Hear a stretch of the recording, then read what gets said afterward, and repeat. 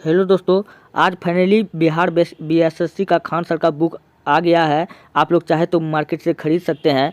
कुछ दिन पहले अभी बिहार पुलिस का एग्ज़ाम हुआ था। 71 प्रश्न सिर्फ एक ही बुक से पूछा गया था। जो बुक किसका था? खान सर का बुक था। इसलिए मैं खान सर का बुक का मैं सॉल्यूशन करा रहा हूँ। अगर आप लोग बिहार बीएसएससी का तैयारी कर रहे हैं तो ये वीडियो आपके लिए काफ़ी महत्वपूर्ण होने वाला है। चलिए, पहला प्रश्न आपके सामने में है, सिंधु सभ्यता के निम्नलिखित स्थलों से किस स्थल में गोदी डाइकोट होने का प्रमाण मौजूद है? तो हम सबको पता है कि गोदी डाइकोट होने का प्रमाण कहाँ मौजूद है? गोदी मोदी कहाँ होगा? गुजरात में। गुजरात कहाँ है? लोथल। तो इसका राइट आंसर क्या हो जाएगा? लोथल में। अच्छा, लोथल को हम लोग मिनी हड़प्पा कहते हैं। क्या कहते हैं? मिनी हड़प्पा पूछेगा किसको कहते हैं? लोथल को। लोथल में पूछेगा हमको क्या मिला था? तो चावल का कण मिला था। क्या मिला था? चावल का कण। चलिए, इतना बात आप याद रखिएगा। बढ़ते हैं नेक्स्ट प्रश्न की ओर। नेक्स्ट प्रश्न है, उत्तरी बिहार का प्राचीन नाम क्या था? तो उत्तरी बिहार का जो प्राचीन नाम था वो क्या था? वज्जी। क्या था? वज्जी वैशाली। चलिए, ये राइट ऑप्शन एक इसका राइट होगा। वही पूछे कि सूरसेन का कहाँ राजधानी था? तो मथुरा। कहाँ था? वत्स का पूछे कहाँ था? तो विराटनगर। अवंती का पूछे कहाँ था? तो उज्जैन। चलिए, नेक्स्ट प्रश्न आपके सामने में है, निम्न में से कौन सा युग्म सुमेलित है? कौन सही है? ऑप्शन एक में है डलहौजी का सती प्रथा का उन्मूलन। नहीं, सती प्रथा को 1829 ईस्वी में राजा राम मोहन राय ने लॉर्ड विलियम बेंटिक द्वारा हटाया गया था। तो रेगुलेटिंग एक्ट है विलियम बेंटिक के द्वारा। रेगुलेटिंग एक्ट नहीं, ये भी गलत बात है। तो 1 और 4 तो गलत है, 3 भी गलत है। तो इसका राइट आंसर क्या होगा? कर्नवालिस। ऑप्शन 2 इसका राइट होगा, कार्नवालिस ने अस्थाई बंदोबस्त लगाया था, जिसको हम लोग सूर्यास्त का नियम कहते हैं। तो इसका राइट आंसर क्या हो जाएगा? ऑप्शन 2 हो जाएगा। चलिए, बढ़ते हैं नेक्स्ट प्रश्न की ओर। क्वेश्चन आपके सामने में है, क्रिप्स मिशन का प्रस्ताव कब आया था? तो क्रिप्स मिशन का प्रस्ताव आया था, कब आया था? 30 मार्च 1942 ईस्वी को। कब आया था? 30 मार्च 1942 ईस्वी को क्रिप्स मिशन प्रस्ताव आया था। किसके नेतृत्व में आया था? सर स्टैफोर्ड क्रिप्स के नेतृत्व में आया था। तो गांधी जी ने कहा था, क्या कहा था? कि यह बैंक बंद होने वाला है, यह बैंक बंद होने वाला है। पूछेगा ऐसा स्टेटमेंट किसने दिया था? गांधी जी। चलिए, नेक्स्ट प्रश्न आपके सामने में है, दिल्ली समझौता किसे कहा जाता है? तो हम सबको पता है दिल्ली समझौता को हम लोग किस नाम से जानते हैं? तो हम लोग जानते हैं गांधी इरविन समझौता। दिल्ली समझौता को हम लोग गांधी इरविन समझौता कहते हैं। क्यों कहते हैं? क्योंकि यह समझौता कहाँ हुआ था? दिल्ली में हुआ था। किसके किसके बीच में हुआ था? महात्मा गांधी और लॉर्ड इरविन के बीच में हुआ था। पूछेगा कब हुआ था? तो 5 मार्च 1931 में हुआ था। कब हुआ था? 5 मार्च 1931 में महात्मा गांधी और लॉर्ड इरविन के बीच में एक समझौता हुआ, जिसे हम लोग किस नाम से जानते हैं? गांधी इरविन समझौता। इसका राइट आंसर ऑप्शन सी हो जाएगा। चलिए, बढ़ते हैं नेक्स्ट प्रश्न की ओर। क्वेश्चन है 56 नंबर का, वह कौन सा अंतिम वर्ष था जब भारत में रेल बजट और केंद्रीय बजट अलग अलग प्रस्तुत किया गया था? तो वो कब था? तो आप याद रखिएगा, वो कब का टाइम था? 2012 का वो टाइम था। ऑप्शन बी इसका राइट होगा। चलिए, 1919 से 20 के दौरान दरभंगा राज्य में किसान आंदोलन का नेता कौन था? तो दरभंगा में जो किसान आंदोलन का नेता था वो कौन था? वो था स्वामी विद्यानंद। इसका ऑप्शन बी इसका राइट होगा। 8 नंबर का प्रश्न है, वास्को डी गामा ने समुद्र मार्ग की खोज की थी उत्तरी अमेरिका के, भारत के, दक्षिणी अमेरिका के? ऑप्शन डी में है ऑस्ट्रेलिया के। वास्को डी गामा ने भारत का समुद्री मार्ग का खोज किया था। अगर बात पूछे कि वास्को डी गामा कब भारत आया था, तो 1498 ईस्वी में। कब आया था? 1498 ईस्वी में भारत आया। और इन्होंने क्या करने के लिए आया था? तो ये मसाले का व्यापार करने के लिए आया था। पूछेगा कि Vasco D gamma total Bharat में कितना बार आया? तो 3 बार आया। कहाँ आया? 3 बार आया। पूछेगा वास्को डी गामा का कब्र कहाँ है? तो गोवा में। कहाँ है? गोवा में। इतना बात आप याद रखिएगा। चलिए, हम लोग बढ़ते हैं नेक्स्ट प्रश्न की ओर। अगला क्वेश्चन आपके सामने में है, इनमें से कौन सी घटना द्वितीय विश्व युद्ध का परिणाम नहीं है? द्वितीय विश्व युद्ध का कहता है परिणाम नहीं है। चलिए, ऑप्शन को हम लोग देखते हैं। ऑप्शन है औपनिवेशिक साम्राज्यों का अंत। हाँ, औपनिवेशिक मतलब होता है कि कोई शक्तिशाली देश अपने से कमज़ोर देश को क्या करता है? जो गुलाम बना लेता है, उस पर अधिकार जमा लेता है, उसको कहते हैं औपनिवेशिक। तो चलिए, पहला ऑप्शन आपके सामने में है औपनिवेशिक साम्राज्यों का अंत। हाँ, ये बात भी सही है। तो परिणाम नहीं है, तो ये सही बात है। दूसरा कहता है इंग्लैंड की शक्ति में कमी। हाँ, विश्व युद्ध हुआ था तो इंग्लैंड का हालत काफ़ी ख़राब हुआ था, ये भी बात सही है। रूस और अमेरिका के प्रभुत्व में वृद्धि। हाँ, ये भी बात सही है। ऑप्शन सी गलत है। क्या है? राष्ट्रसंघ का गठन नहीं हुआ था, राष्ट्रसंघ का गठन इस टाइम में नहीं हुआ था, इसलिए इसका राइट आंसर ऑप्शन सी हो जाएगा। क्या हो जाएगा? इसका राइट आंसर ऑप्शन सी हो जाएगा, राष्ट्रसंघ का गठन इस टाइम नहीं हुआ था। चलिए 10 नंबर का प्रश्न आपके सामने में है, पीपुल्स वार ग्रुप संबंधित है। पीपुल वार्स ग्रुप जो संबंधित है वो किससे है? संप्रदायवाद से है, क्षेत्रवाद से है, जातिवाद से है या नक्सलवाद से है? तो ये किससे है? संप्रदायवाद से है। इसका राइट आंसर ऑप्शन एक होगा, ए होगा। चलिए 11 नंबर का प्रश्न आपके सामने में है, भारत का संविधान संविधान सभा द्वारा कब लागू किया गया था? तो भारत का संविधान संविधान सभा द्वारा कब लगाया गया था? तो 26 जनवरी 1950 को। कब लगाया गया था? 26 जनवरी 1950 को लागू किया गया था। चलिए भारतीय संविधान को संविधान सभा ने कब पास किया था? भारतीय संविधान को संविधान सभा ने कब पास किया था? अब पूछा कब पास किया था, आपको बताना है 26 नवंबर 1949। कब पास किया था? 26 नवंबर 1949। और कब से काम करना स्टार्ट कर गया था? 26 जनवरी 1950 से। चलिए बढ़ते हम नेक्स्ट प्रश्न की ओर। अगला क्वेश्चन है 13 नंबर का।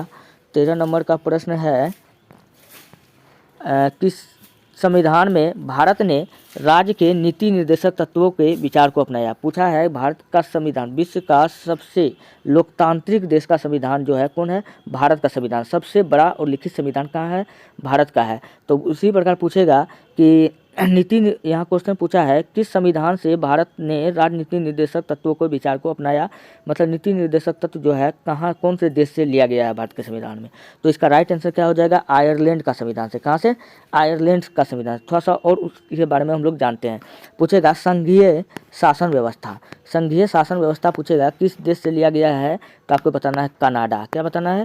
कनाडा। और वहीं अगर पूछे कि मूल अधिकार यानी फंडामेंटल राइट पूछेगा किस देश से लिया गया है? तो आपको बताना है अमेरिका। चलिए इतना बात आप याद रखिएगा। बढ़ते नेक्स्ट प्रश्न की ओर। क्वेश्चन आपके सामने में है, निम्नलिखित में से किस विषय पर केंद्रीय और राज्य सरकार दोनों कानून बना सकते हैं?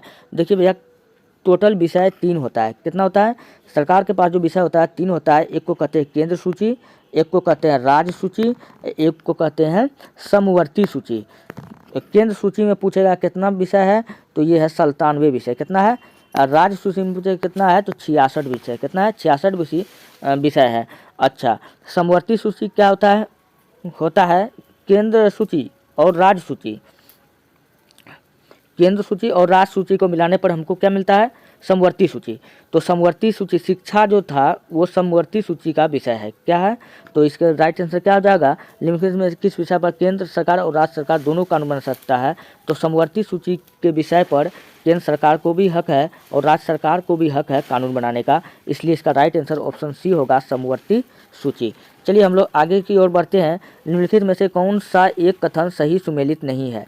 तो सही सुमेलित कौन सा एक नहीं है? अनुच्छेद 17 कानून के समक्ष समानता, अनुच्छेद 15 राज्य द्वारा किसी प्रकार के भेदभाव के विरुद्ध गारंटी, अनुच्छेद 14 सार्वजनिक रोजगार में समान अवसर, ऑप्शन डी उपयुक्त में से कोई नहीं। तो इसका राइट आंसर क्या हो जाएगा? ऑप्शन बी हो जाएगा। क्या हो जाएगा?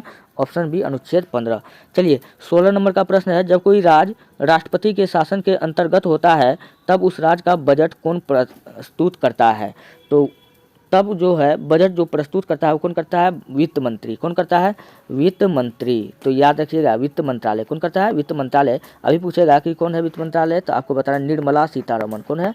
निर्मला सीतारमण। चलिए भारत का प्रथम आम चुनाव पूछेगा कब हुआ था? 17 नंबर का प्रश्न को देखिए, भारत का आम चुनाव जो हुआ था प्रथम 1951 से 52 में हुआ था। चलिए ये भी क्वेश्चन हो गया। हेलो बच्चे, नेक्स्ट क्वेश्चन की ओर। 18 नंबर का प्रश्न है, पंचायत समिति के सदस्य अक्सर कितने वर्ष के लिए चुने जाते हैं? 5 वर्ष के लिए। कितने वर्ष के लिए चुने जाते हैं? 5 वर्ष के लिए। इसका राइट आंसर ऑप्शन बी होगा। 19 नंबर का प्रश्न है, सितंबर 2018 में किस भारतीय राज्य के पहले नागरिक विमानपत्तन का उद्घाटन किया गया था? तो इसका राइट आंसर हो जाएगा ऑप्शन एक, कहाँ का? सिक्किम में। कहाँ किया गया था? सिक्किम। सिक्किम की राजधानी गंगटोक। इतना बात आप याद रखिएगा। चलिए 20 नंबर का प्रश्न है, भारतीय साक्ष्य अधिनियम डैश डैश डैश में अस्तित्व में आया। भारतीय साक्ष्य अधिनियम कब अस्तित्व में आया?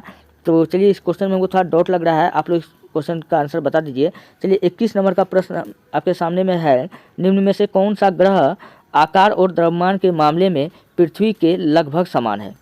पृथ्वी के जैसा ग्रह कौन ग्रह है? शुक्र ग्रह है। इसलिए शुक्र ग्रह को हम लोग पृथ्वी को हम लोग शुक्र ग्रह का वहन कहते हैं, शुक्र ग्रह का वहन कहते हैं। अच्छा, शुक्र ग्रह क्या है? सबसे चमकीला ग्रह, सबसे चमकीला ग्रह पूछे कौन सा है? शुक्र ग्रह है। चलिए, तो इतना बात आपको याद रखना है। तो फिलहाल आगे का क्वेश्चन क्या है? 1 दिसंबर को किस दिवस के रूप में 1 दिसंबर को किस दिवस के रूप में मनाया जाता है? तो 1 दिसंबर को जो हम लोग मनाते हैं, क्या मनाते हैं? विश्व एड्स दिवस। क्या मनाते हैं? एड्स दिवस। चलिए, हम लोग 23 नंबर का प्रश्न को बढ़ते हैं। लावनी किस भारतीय राज्य का प्रसिद्ध लोक नृत्य है? तो लावनी कहाँ का है? तो ये है महाराष्ट्र का। कहाँ है? महाराष्ट्र का है। आप ये बात याद रखिएगा। चलिए, 24 नंबर का प्रश्न है, निम्न में से किस प्रकार का कोयला गुणवत्ता का होता है? तो सबसे अच्छा कोयला पूछा किसका होता है? एंथ्रेसाइट। अच्छा, पूछेगा भारत में सबसे अधिक कौन सा कोयला पाया जाता है? तो बिटुमिनस। तब इसका आंसर ये आएगा। बढ़ते हैं नेक्स्ट प्रश्न की ओर। 25 नंबर का प्रश्न है, विश्व का सबसे गहरा महासागर कौन है? विश्व का सबसे गहरा महासागर जो है वो कौन है? प्रशांत महासागर। निम्न में से कौन सा एक भूबद्ध राज्य है? तो भूबद्ध राज्य कौन है भैया? बिहार है। कौन है? बिहार है। बिहार का भी चीफ मिनिस्टर कौन है? नीतीश कुमार। कौन है? नीतीश कुमार। इतना बात आप याद रखिएगा। चलिए, नेक्स्ट प्रश्न है 27 नंबर का, निम्नलिखित में से प्रायद्वीप भारत की सबसे बड़ी नदी कौन सी है? तो भारत की सबसे जो बड़ी नदी है वो कौन सी है? महानदी है। कौन सी नदी है? महानदी है। पूछेगा कि महानदी कहाँ है? उड़ीसा में। कहाँ है? उड़ीसा में है। कहाँ है? उड़ीसा में। पूछेगा इसको किसने बनाया था? तो बिजू पटनायक। कौन बनाया था? बिजू पटनायक ने बनाया था। चलिए, महानदी कहाँ है? उड़ीसा में। इतना बात आप याद रखिएगा। चलिए, नेक्स्ट प्रश्न आपके सामने में है, क्वेश्चन है, किस बहुउद्देशीय नदी घाटी परियोजना का निर्माण महानदी पर हुआ?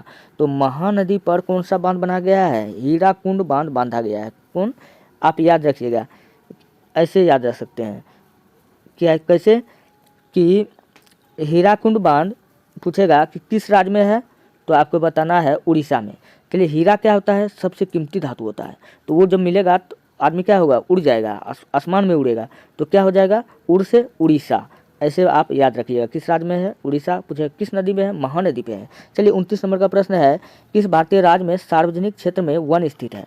सार्वजनिक क्षेत्र में वन कहाँ कहाँ स्थित है? ऑप्शन डी इसका राइट होगा, मध्य प्रदेश में।